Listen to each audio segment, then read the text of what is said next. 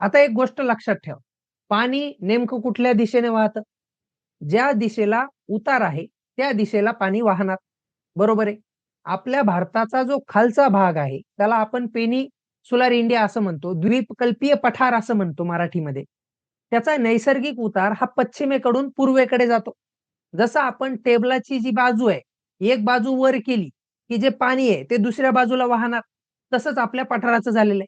त्याच्यामुळे ज्या महानदी आहे, गोदावरी, कृष्णा, कावेरी यासारख्या ज्या मोठ्या बहिणी आहेत, या आरामात उतारावरून पूर्वेकडे वाहत असतात आणि बंगालच्या उपसागराला जाऊन मिळत असतात.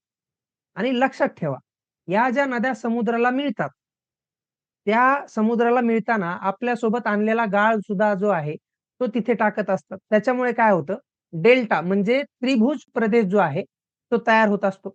आता हे खूप महत्वाचं आहे, कारण पूर्वेकडच्या ज्या नद्या आहेत, त्या नद्या डेल्टा बनवतात.